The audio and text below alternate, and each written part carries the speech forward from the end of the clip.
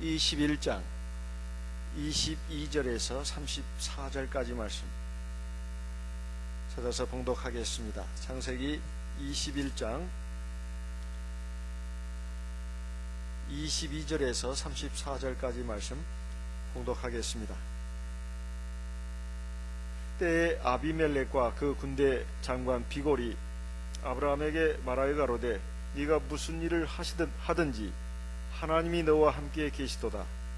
그런즉 너는 나와 내 아들과 내 손자에게 거짓되이 행치 않기를 이제 여기서 하나님을 가리켜 내게 맹세하라.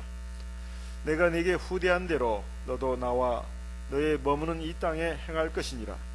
24절 아브라함이 가로되 내가 맹세하리라 하고 아비멜렉의 종들이 아브라함의 우물을 늑탈한 일에 대하여 아브라함이 아비멜렉을 책망하며 아비멜렉이 가로되 누가 그리하였는지 내가 알지 못하노라.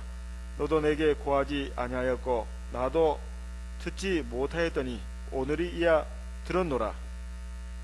27절 아브라함이 양과 소를 취하여 아비멜렉에게 주고 두 사람이 서로 언약을 세우니라. 아브라함이 7 암양 새끼를 따로 놓으니 아비멜렉이 아브라함에게 이르되 이 7 암양 새끼를 따로 놓으면 어찌미뇨. 30절 아브라함이 가로되 너는 내 손에서 이 암양 새끼 7을 받아 내가 이 우물판 증거를 삼으라 하고 두 사람이 거기서 서로 맹세하였으므로 그것을 브엘세바라 이름하였더라. 그들이 브엘세바에서 언약을 세우매 아비멜렉과 그 군대 장관 비골은 떠나 블레셋 족속의 땅으로 돌아갔고 33절 아브라함은 브엘세바에 에셀나무를 심고 거기서 영생하시는 하나님 여호와의 이름을 불렀으며 그가 블레셋 족속의 땅에서 여러 날을 지내었더라. 하나님이 약속하신 땅 가나안에 아브라함이 들어와 살면서 이제 25년이라는 세월이 흘렀습니다. 이제 하나님이 약속하신 대로 약속의 씨 이삭을 주셨지만은 그 가나안 땅은 아직 아브라함의 소유가 되지를 못했습니다. 어쨌든 아브라함은 갈대아 우르를 떠나가지고 이제 이국 말리 먼 타양 땅에 와서 산지가 벌써 10년도 아니고 20년도 아니고 이제 30년 가까운 세월을 지금 흐르게 되었는데 그럼에도 불구하고 이 아브라함이 거기에서 자기 땅, 자기 어떤 왕국을 건설한 것은 아닙니다. 그런데 참 하나님께서 아브라함과 함께 하셔가지고 상당한 힘을 갖게 되었습니다. 그것이 양도 많아지고 소도 많아지고 또 염소도 많아지고 낙타 많아지고 말도 많아지고 재산이 많이 불었다. 그래서 힘이 세졌다. 그것이 아니고 당시에 이 땅이 여러 족속들이 살고 있었는데 지금 아브라함이 살고 있던 땅은 블레셋 지역의 땅입니다. 그 땅이 그랄왕 아비멜렉이 다스리는 땅이라고 창세기 20장에 보면 나옵니다. 이 아비멜렉은 애굽왕을 갖다가 바로로 하는 것처럼 블레셋 족속, 오늘날 팔레스타인입니다. 블레셋 족속의 왕을 갖다가 아비멜렉이라고 합니다.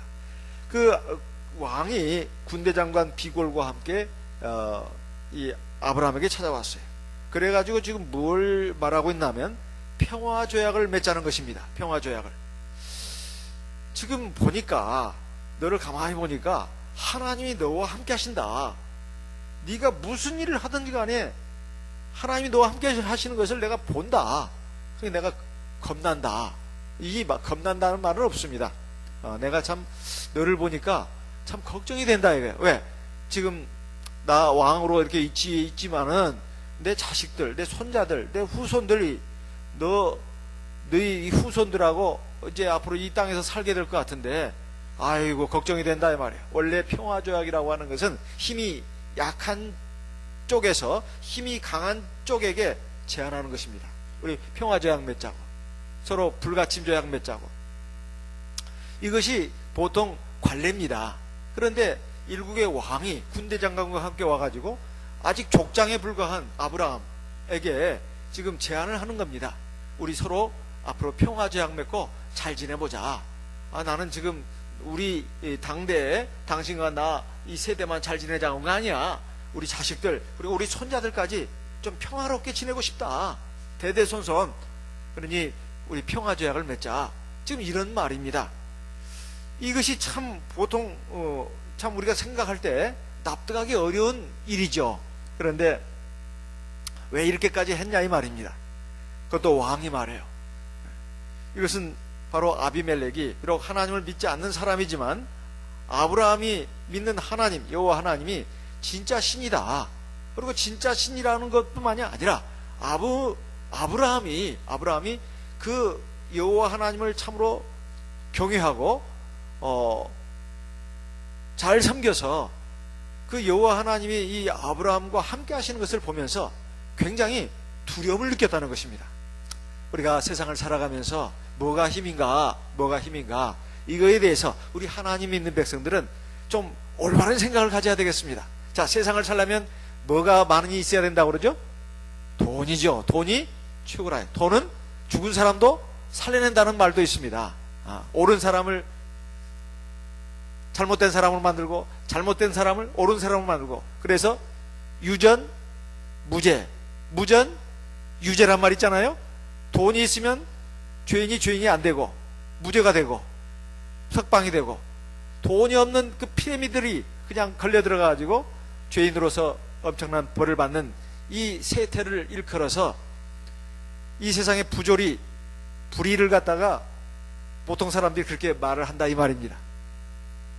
그래서 돈이 있어야 된다, 아니면 권력이 있거나 돈이 있거나 권력이 있거나, 그렇지 않으면 꼼짝없이 그냥 짓눌려 살아야 되고, 또 불의하고 악한 일을 당하고 억울한 일을 당해도 하소연도 할 데가 없다는 거예요. 네. 요즘 뭐 세상 나라 돌아가는 거 보면은 그걸 우리가 많이 보고 있지 않습니까? 세상에 이럴 수가 있나 해도 다 자기 일이 아니면 나서려고 하지도 않습니다. 괜히 개죽음 당할까봐, 자기 손해될까봐, 남이 아무리 불의하고 악한 일을 당해도 거기에 같이 동조를 못한다 이 말이에요. 그러다가 자기도 찍힐까봐, 그래가지고 개망신 당하고 개죽음 당할까봐 감히 나서지 않는다 이 말이에요.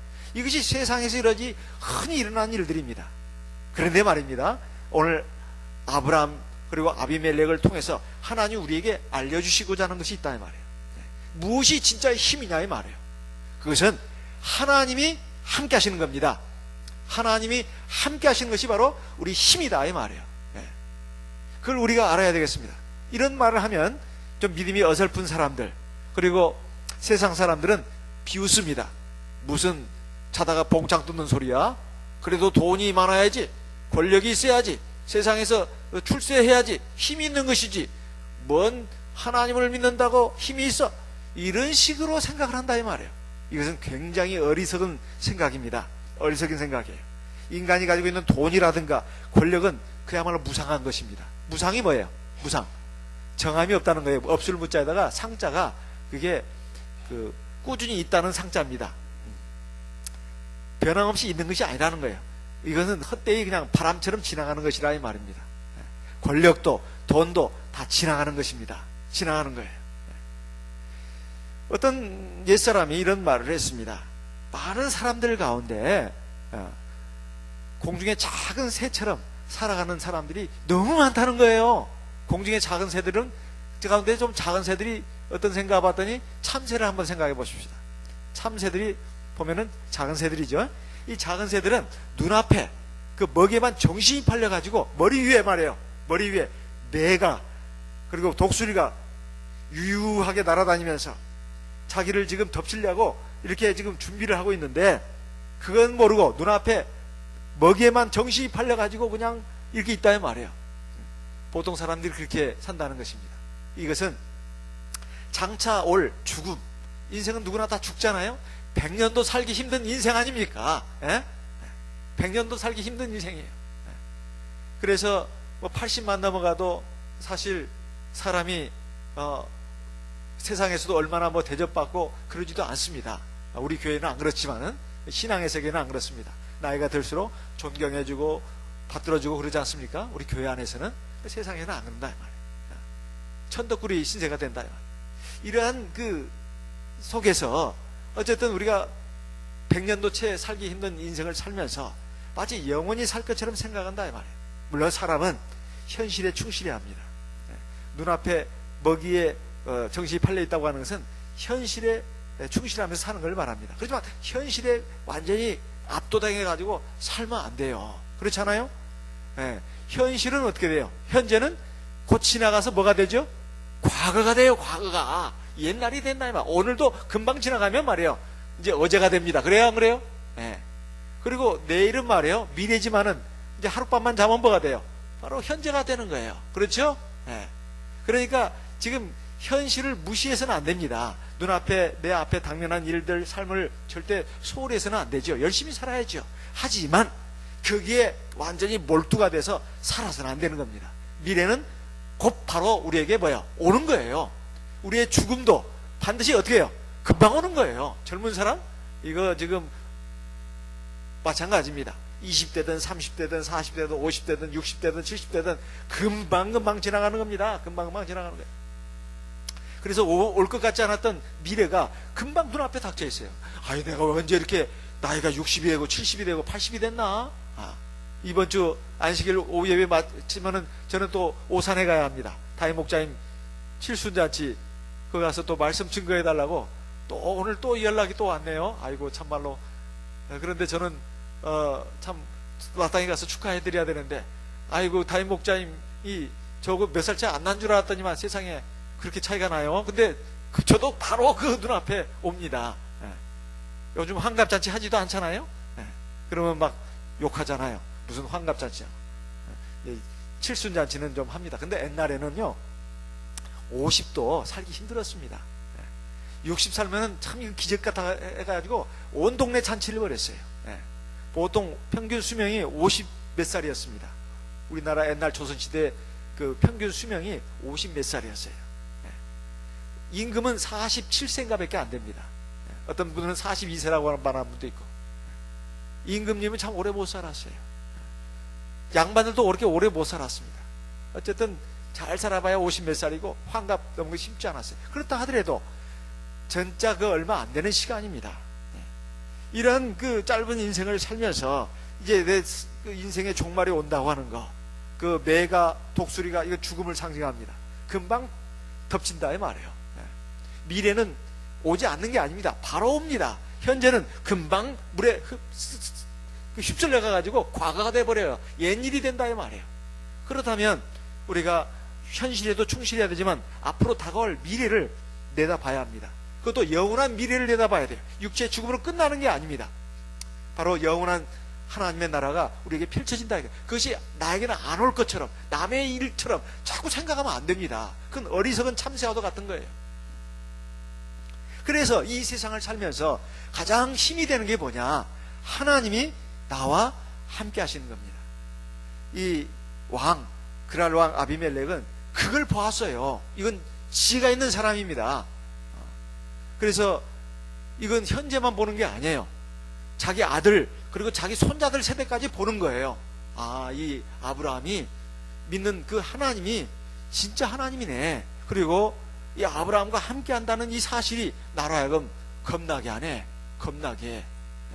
그래서 와서 평화조약 맺자고 하는 겁니다. 평화조약 맺자고. 우리도 세상을 살면서 무엇을 힘으로 삼아야 되는가? 하나님이 나와 함께 하시는 것을 힘으로 삼아야 합니다. 하나님이 나와 함께 하시는 것을 힘으로 삼아야 돼요. 근데 돈도 있어요. 집도 좋은 거 있습니다. 땅도 많고 재산이 많습니다. 뭐 주식이나 뭐 또 은행 통장 잔고도 많고 아주 재산이 많아요. 근데 하나님이 함께 하지 않아. 이것은 정말 불안한 삶입니다. 불안한 삶이에요. 언제 어떻게 될지 모르는 거예요. 그 재산, 그 명예, 그 권력, 지위, 이건 바람 앞에 등불입니다. 아무것도 아니에요. 하나님이 함께 하시는 것이 힘이 되어야 합니다. 그러면 세상이 두려워하는 그러한 사람이 되는 거예요.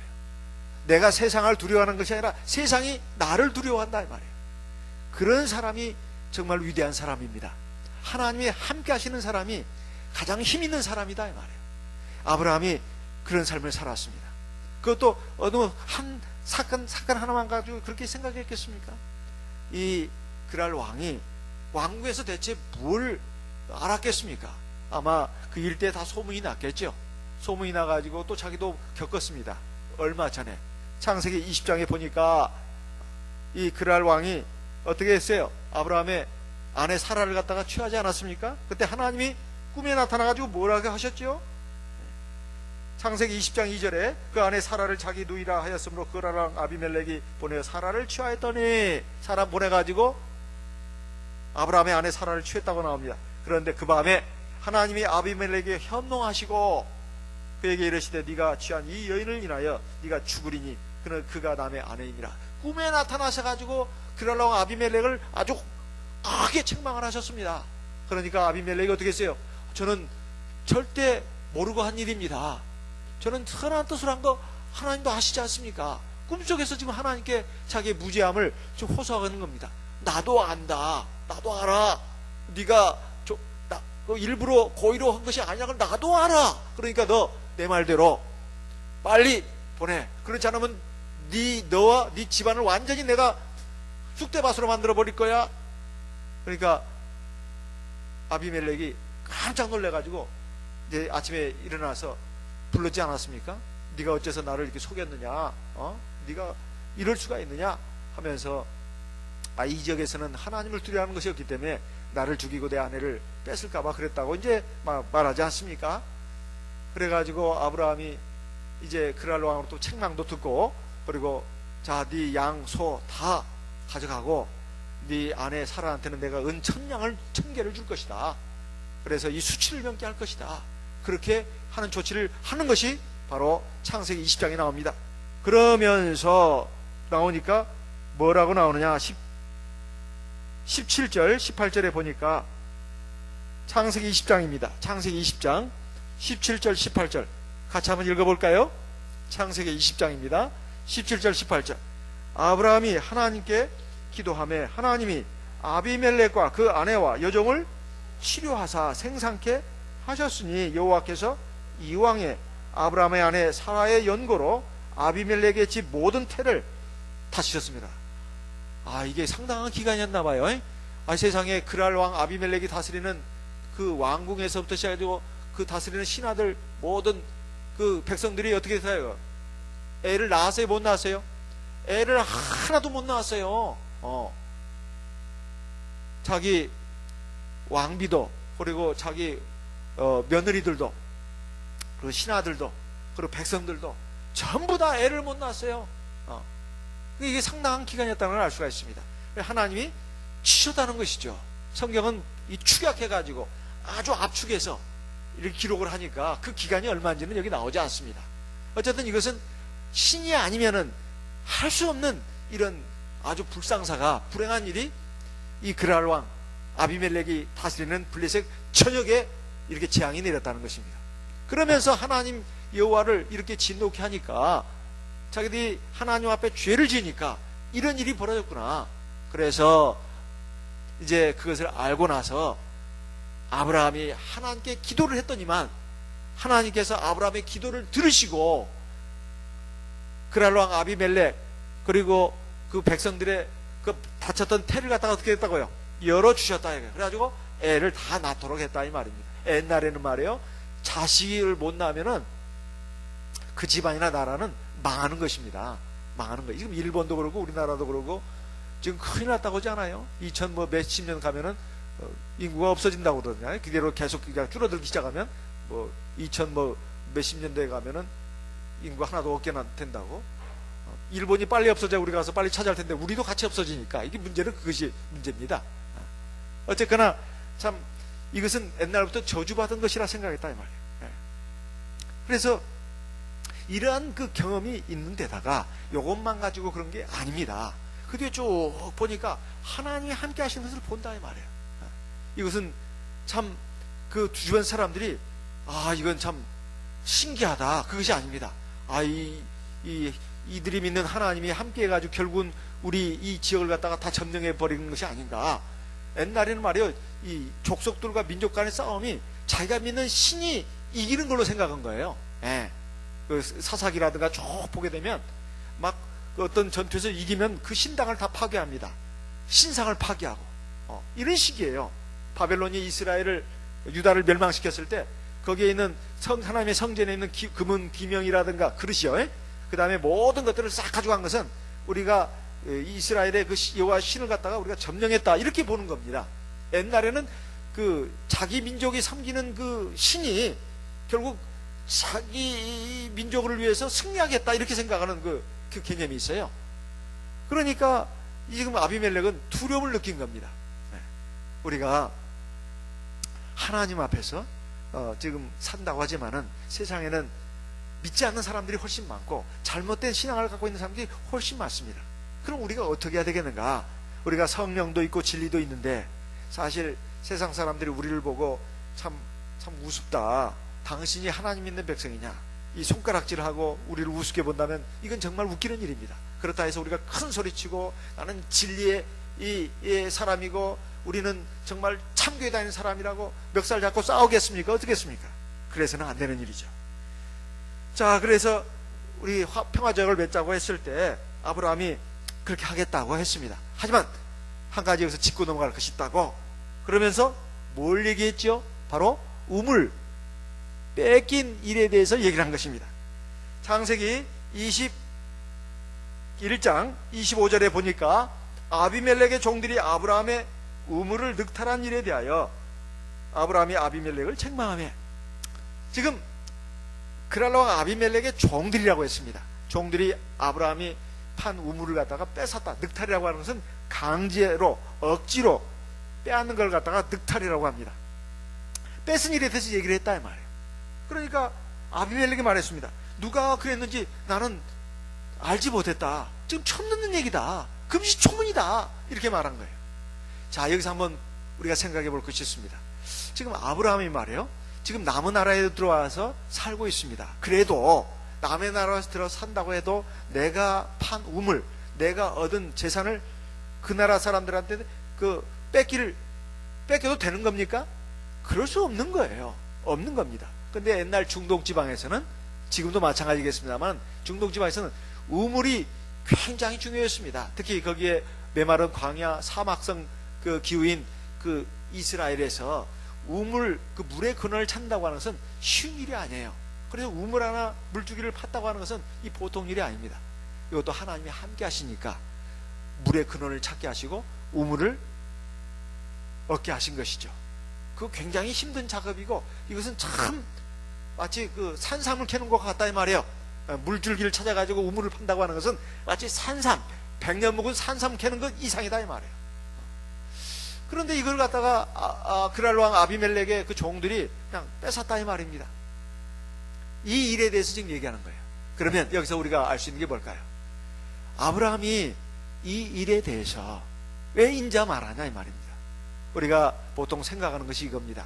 우리가 살아가면서 가정에서든 교회에서든 또는 세상에서든 내가 억울한 건 못 참아, 나 성질나는 건 못 참아, 그래가지고 뭐 조금만 뭐 손해보고 조금만 내 자존심 상하면 버럭버럭 그냥 화를 내고 그냥 한번 그냥 박살을 내줘버려야 속 시원한 그런 그 풍조가 많이 있습니다. 사람의 본성이에요, 이건. 거의 누구나 다 그렇습니다. 누구는 그런데 누구는 안 그렇고, 그게 아니에요. 여기서 신앙과 그 사람의 영수가 나오는 겁니다. 아브라함은요, 역시 신앙으로 사는 사람이었어요. 우리가 그 사람이 참 신앙으로 닦인 사람인가 그렇지 않은 사람인가를 보면, 화가 나는 일이 있을 때, 내 마음에 안 드는 일이 있을 때 어떻게 하는가, 그걸 보면 알 수가 있습니다. 조금만 기분 나쁘고 조금만 내 자존심 상하게 하고 나에게 손해를 끼치는 일이 있으면 그냥 주먹이 날아가고 그냥 험한 말이 나가고, 그리고 그냥 나도 똑같이 그냥 갚아줘야 되고, 이런 식으로 하는 사람은 신앙이 제대로 안 선 사람이에요. 신앙이 자라지 않는 사람입니다. 여러분 이 얘기 들어보셨어요? 높고 험한 산에는 나무가 자라지 않는다. 그리고 급하게 흐르는 물에는 물고기가 모여들지 않는다. 원래 나무는 말이에요, 높고 험한 그 산에, 높고 아주 험한 곳에서는 나무가 잘 자라지 않습니다. 주로 물이 이렇게 굽이치면서 고요히 흐르는 물가에 그 나무들이, 초목들이 푸석하게 자라는 거예요. 그리고 막 급하게 막 흐르는 물에는 물고기가 거기에 있지를 않아요. 물살이 세고 급하게 흐르는 데는 물고기 있지 않습니다. 물이 고여 있는 곳, 그리고 잔잔하게 흐르는 곳에 물고기들이 많아요. 이건 뭘 말하느냐?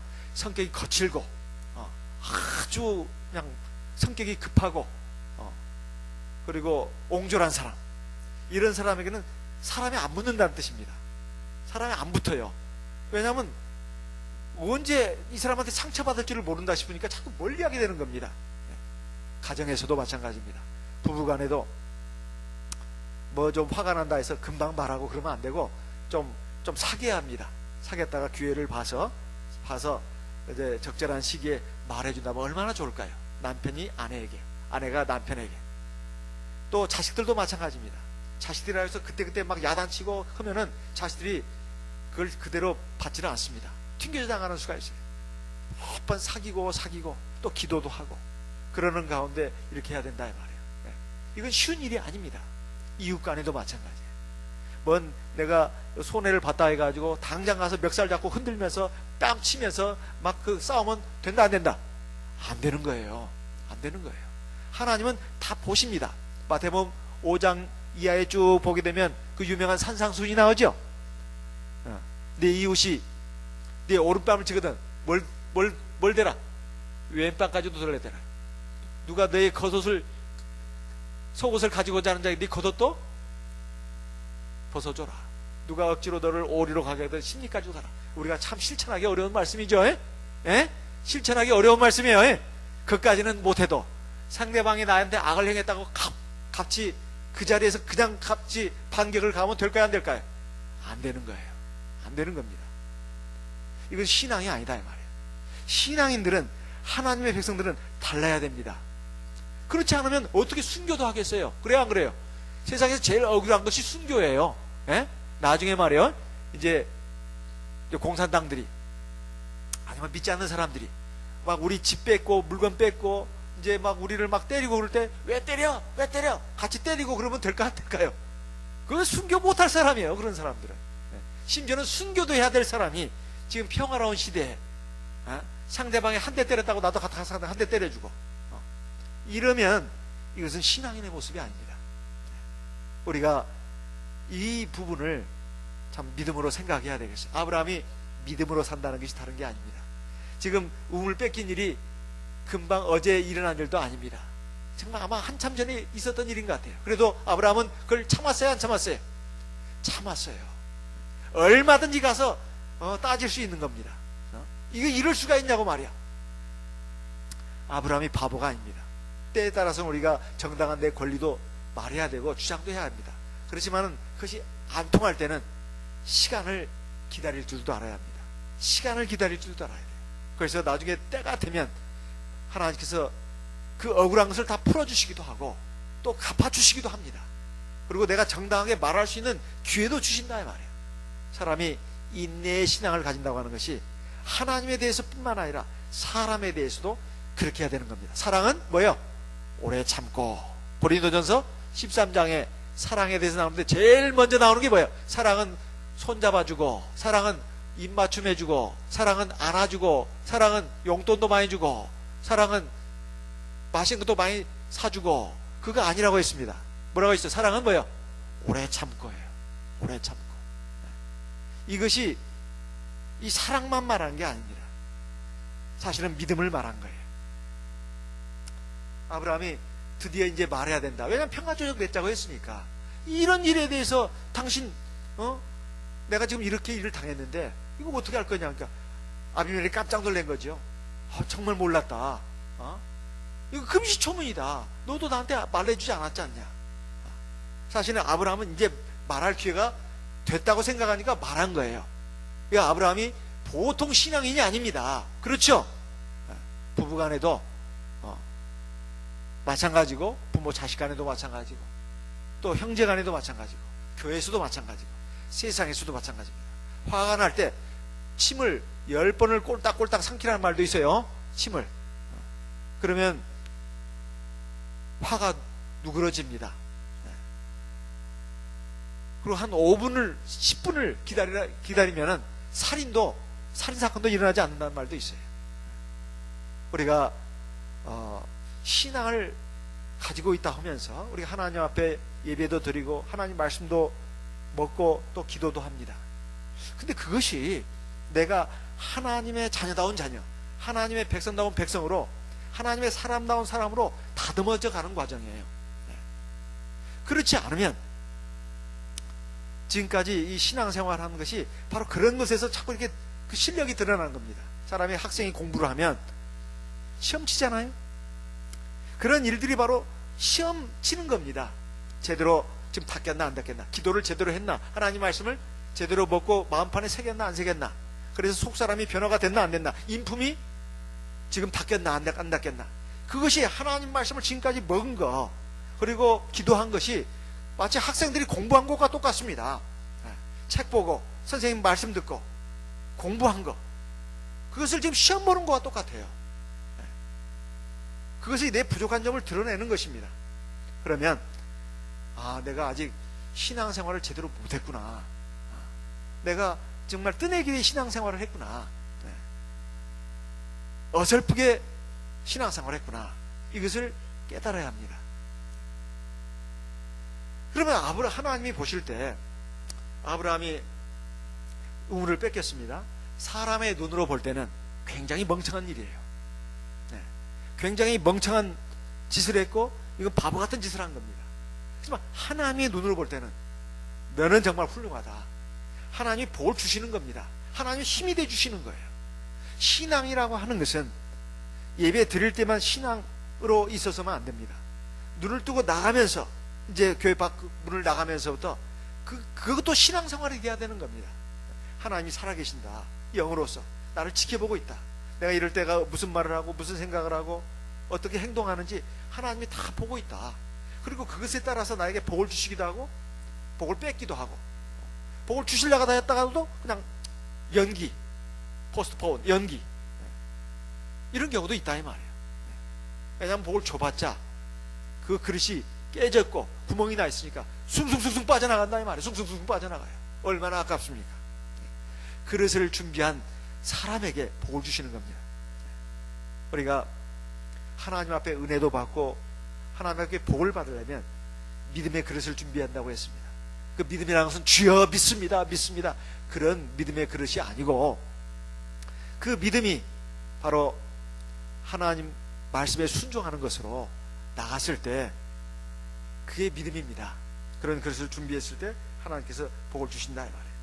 바로 아브라함이 이렇게 아비멜렉에게 말했을 때 아비멜렉은 얼마나 당황하고 깜짝 놀랐겠습니까? 그러면서 또한 이 아브라함의 그 신앙과 인품을 보고 얼마나 감복을 했겠냐 이 말이에요. 사람이 사람을 압도하는 것은 무슨 돈도 아니고 세상 학벌도 아니고 세상 명예나 지위나 권력이 아닙니다. 그 사람의 닦인 믿음과 그 인품이에요. 그것이 사람에게 진정 힘이 있게 하는 것이고, 또 하나님이 그런 사람에게 함께 하시는 겁니다. 그래서 아브라함은 그 우물 사건을 얘기하면서 아브라함이 한 일을 보게 되면 어떻게 했죠? 아브라함이 7 암양 새끼를 놓았습니다.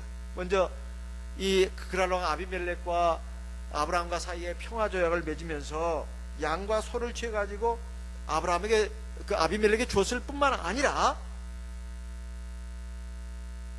또 이 우물 때문에라도 아브라함은 암양 새끼 7마리를 갖다가 그랄왕 아비멜렉에게 주었습니다.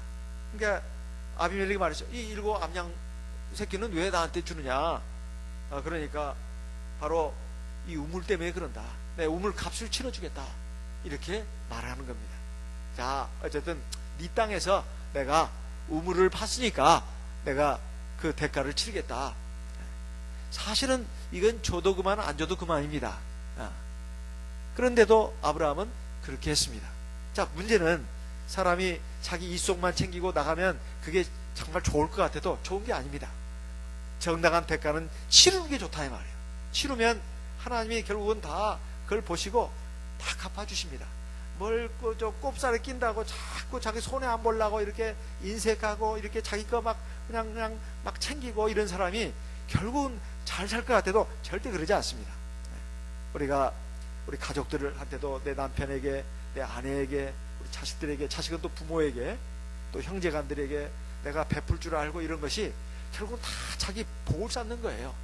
하나님이 이 세상에서 복을 다 안 갚아주시더라도 저 영원한 하나님 나라 가면, 아니 내 이름으로 이 소자에게 그 냉수 한 그릇 준 것도 뭐예요? 절단고 상을 어떻게 한다고 했어요? 잃지 않는다고 했습니다. 하나님이 그 냉수 그 무슨 값으로 칠 것이에요? 물론 요즘 생수도 돈 줘야 사 먹는 것이지만은, 옛날에 그 냉수 한 그릇 그게 무슨 돈입니까? 그런데 내 이름으로 이 소자에게 냉수 한 그릇 준 것도 절대로 상을 잃지 않는다, 이렇게 말씀하신 하나님이십니다. 예수님이에요. 그러니까 우리가 세상을 살면서 그냥 절대 내 손에 안 보려고 다 움켜만지고 있고, 그렇지만 내 살림 거덜나도록 퍼줘라, 퍼줘 그 말은 아닙니다. 절대로 그러면 안 된다 이게. 옛사람의 그 하는 말 보게 되면, 맛있는 음식을 놓고 우리 선녀들도 말했습니다. 거기에 3분의 1만 자기가 먹고 3분의 1은 다른 사람들이 먹도록 하라 이거예요. 절대로 내가 다 먹어야 돼, 맛있는 음식이니까.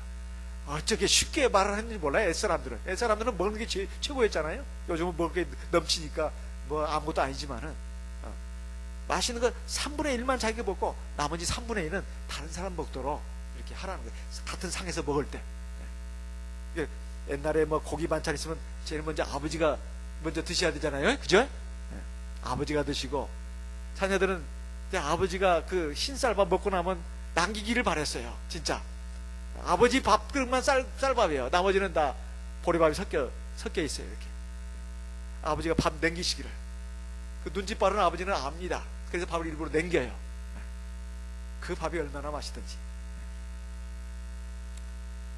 이런 그 시대를 생각해 보면, 그 갈치 구워서 올라온 거라든가 어쨌든 그랬을 때 참 한 점이라도 더 먹으려고 그냥 형제가들 많은 집은 그냥 완전히 그냥 전쟁이 나죠. 전쟁이 나. 그래도 정말로 믿음이 있고 사랑이 있는 사람은 자기가 조금 덜 먹더라도 다른 사람이 먹도록 이렇게 한다 이 말이에요. 그 마음 씀씀이도 하나님 다 보신다 이 말이에요. 하나님 다 보시는 겁니다. 그래서 하나님이 다 우리 복을 주시는 거예요. 어리석은 사람은 움켜쥐고 안 놓습니다. 그렇지만은 지혜로운 사람, 하나님의 앞에 상 받을 사람들은 누가 시켜서가 아니에요. 그런 마음이 저절로 들어갑니다. 신앙이 들어가면 마음이 바뀌는 거예요. 그래가지고 이기적인 마음, 자기밖에 모르는 마음이 다른 사람을 생각하는 마음으로 바뀌는 거예요. 그 외에도 보면 어렵고 힘든 사람, 그리고 외로운 사람, 이 눈에 들어온다 이 말입니다. 또 집안에서도 마찬가지예요. 또는 세상에서도 마찬가지입니다. 정말 어렵고 힘든 사람이 더 안 돼 보이고, 뭔가 내가 도와줄 수 있으면 좀 도와주고 싶고, 그런 마음이 저절로 일어나야 이게 천국 백성입니다. 이 아브라함은 정당한 값을 지불했습니다. 이 일곱 암양 새끼 줄 테니까 이제는 이걸로 완전히 증거를 삼으라고. 그래가지고 두 사람이 서로 맹세하고 이제 헤어졌습니다. 그 땅 이름이 이제 그래서 브엘세바라고 이름까지 붙었어요. 이렇게 갔습니다. 이제 아브라함은 그 브엘세바란 곳에다가 나무 한 그루 심었다고 하네요. 여기 33절에 보니까 아브라함은 브엘세바에 무슨 나무를 심었다고요? 에셀나무를 심고 거기서 영생하시는 하나님 여호와 이름을 불렀다. 영생하신 하나님의 이름을 불렀다고 하는 것은 거기에 하나님께 제단을 쌓았다는 말입니다. 여기 에셀나무가 어떤 나무인가 봤더니요, 그 중동 지방같이 그렇게 메마르고 그 비가 적게 내려서 아주 그냥 아주 메마른 땅에 잘 자란 나무라고 합니다. 일종의 상록수의 일종이래요. 나무는 막 그 가지가 가늘고 이게 축 늘어지게 이렇게 마치 수양버들처럼 그렇게 나오는데, 거기에 아주 작고 좁은 그 나뭇잎이 마치 비늘처럼, 물고기 비늘처럼 이렇게 달라붙어 있다는 거예요. 그래가지고 그 숲을 이룬대 그게. 그래가지고 지나가는 그 사람들이나 그리고 동물들이 거기에 그늘에서 쉰답니다. 근데 그게 쉬는 장소일 뿐만 아니라 거기가 어디요? 하나님의 제단이 거기에 있도록 이렇게 했다 이 말이에요. 그래가지고 나중에 보면 말이에요, 아브라함의 아들 이삭이 참 여기에 와서 하나님께 기도하고 하나님의 이름을 부른 장면이 나옵니다. 창세기 26장 21절, 23절, 창세기 26장 23절 같이 한번 읽어보겠습니다. 창세기 26장 23절. 이삭이 거기서부터 브엘세바로 올라갔더니 그 밤에 여호와께서 그에게 나타나 가라사대 나는 네 아비 아브라함의 하나님이니 두려워 말라. 내 종 아브라함을 위하여 내가 너와 함께 있어 네게 복을 주어 네 자손으로 번성케 하리라 하신지라. 25절. 이삭이 그곳에 단을 쌓아 여호와의 이름을 부르고 거기 장막을 쳤더니 그 종들이 거기서도 우물을 봤더라. 아니, 이삭이 말이야 아브라함의 아들인데 나중에 자기도 괴롭고 힘든 일들을 많이 겪었습니다. 우물을 파면은 그 막 사람들이 와서 빼앗고 또 우물 파면 빼앗고 그 앞에 나온 얘기가 그런 얘기들입니다. 그래가지고 싸우지 않았어요. 더 넓은 곳으로 갔습니다. 그랬더니 하나님이 복을 주셨어요. 이삭이 하는 것을 하나님도 다 봤습니다. 억울한 일을 당하고 억울한 일을 당했는데도 그 사람들하고 절대 혈기 부리면서 싸우지 않았어요. 계속 양보하고 바보같이 말이에요. 세상에서는 병신같이 그럽니다. 바보같이 병신같이 이게 막 그냥 옮겨갔어요. 그래가지고 넓은 곳 갔더니 하나님이 막 복을 왕창 줬어요. 이삭이 깨달았습니다. 그래가지고 마음이 너무 감동이 돼가지고 아버지 아브라함이 그 에셀나무를 심었던 그곳에 가서 기도를 했더니만 하나님이 그 밤에 꿈에 나타나가지고 그 복을 주시는 거예요. 나는 네 아비 아브라함의 하나님이다. 내가 너와 함께 있겠다. 너에게 복을 주겠다. 그리고 번성하게 주겠다. 거기가 어디냐면 브엘세바라. 이마에 브엘세바. 거기다 나무를 하나 심었다고 했어요. 무슨 나무요? 에셀나무. 왜 나무를 심었을까요? 그 기념식수라는 거 들어보셨어요? 네. 우리 교회 형제 중에 어떤 분이 이런 말을 합니다. 자기는 참 자기 어머니는 참 우리 참예수교에서 신앙생활을 몇십 년 했는데 자기는 그 어머니 신앙을 이어받지 못하고 세상에서 그냥 자기 마음대로 살았다는 거예요. 그런데 항상 보는 것이 어머니가 집에서도 성경 보시고 교회만 빠짐없이 나가시고 그리고 혼자 방에 계실 때는 항상 열심히 기도한다는 거예요. 하나님 앞에. 그 모습이 이 가슴에 남아있답니다. 지금도. 그 어머니의 기도가 자기를 이 교회로 불러들였다. 그래서 지금 우리 교회에서 믿음 생활을 하고 있잖아요. 그러면서 그 어머니의 신앙을 얘기하고 있습니다. 그 어머니가 말이에요. 나중에 우리 교회 집사님도 되셨는데 그 어머니가 바로 자기 안방에서 하나님 앞에 늘 경건하게 늘 성경을 보고 또 기도하시고 예배날 되면 교회 나가고 그것이 바로 뭐냐? 브엘세바의 에셀나무를 심은 거예요. 우리가 자식들한테 물려줘야 될 최고의 유산이 뭐냐? 믿음이에요. 그래서 말로 하는 것도 중요하지만 사실은 내가 신앙생활을 어떻게 하느냐가 자식들이 안 보는 것 같아도 다 봅니다. 그것이 산교육이에요. 그게 바로 에셀나무를 심는 겁니다. 그 에셀나무를 보고 옛날에 우리 어머니가 우리 아버지가 하나님 앞에 교회에서뿐만 아니라 집에서도 텔레비 같은 것보다도 하나님 앞에 하나님 말씀 보고 또 그 다음에 기도하고 이런 경건한 모습을 보고 자라는 아이들이 나중에라도 교회 생활을 제대로 하게 되고 하나님 믿는 백성이 되는 경우도 많습니다. 그래서 우리가 정말로 이 에셀나무를 심는 것이 얼마나 중요한지 모릅니다. 이것은 말이에요 이삭에게 뿐만이 아닙니다. 나중에 이스라엘 백성들이 가나안 땅을 이제 차지하게 됩니다. 모세의 인도로 애굽에서 나온 이스라엘 백성들이 나중에 여호수아의 인도를 받고 또 가나안 땅에 들어와서 막 전쟁을 벌이잖아요. 그래가지고 차지한 이스라엘 땅에 말이에요 북쪽으로는 단이고 남쪽으로는 브엘세바예요. 그래서 단에서 브엘세바까지 이것이 이스라엘의 전 국토를 가리키는 대명사가 되었습니다. 이 브엘세바는 이스라엘의 남쪽 최남단 끝을 말하는 거예요. 그래서 바로 이것이 이스라엘의 국토를 나타내는 것이 됐다는 겁니다. 사사기 20장 1절 말씀 읽어보겠습니다. 사사기 20장 1절 같이 읽어보겠습니다. 사사기 20장 1절 사사기 20장 1절 같이 읽어보겠습니다. 이에 모든 이스라엘 자손이 단에서부터 브엘사브까지 와 길르앗 땅에서 나왔는데 그 회중이 일제히 미스바에서 여호와 앞에 모였으니 단에서부터 어디까지요? 이스라엘까지. 단은 저 이스라엘 북쪽 최북단을 가리키는 겁니다. 예. 우리로 말하면 어떻게 해요? 백두산에서 어디까지? 한라산까지. 예. 이 한라산이 어디요? 브엘세바다. 예. 우리나라가 그렇잖아요. 예. 북쪽으로는 백두산, 남쪽으로는 뭐야? 한라산.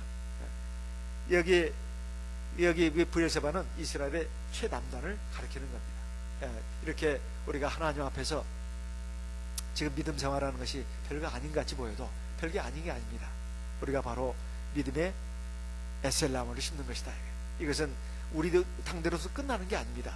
우리 자녀들, 우리 손자들 찾아 손손 이제 하나님께서 심판주로서 이 세상에 오시는 날까지 계속 이어질 것입니다. 그때까지 우리도 믿음의 에셀나무를 심을 수 있는 하나님 백성 되시기를 바라고 믿음의 조상 되시기를 바랍니다. 그리고 아브라함의 이 훌륭한 신앙을 본받아서 세상에서 비록 우리는 적은 무리지만은 하나님의 함께 하심으로 세상 군왕들도, 세상의 권력자들도, 세상에 돈 많은 사람들도, 유명한 사람들도 우리를 보고 무서워하도록 참 두려움을 느끼는 그런 존재가 되도록 우리 하나님 앞에 믿음 바로 세우고 하나님 백성다운 백성 되도록 인도하여 주시옵소서. 우리 다 같이 하나님 앞에 기도하겠습니다. 다 같이 기도하겠습니다.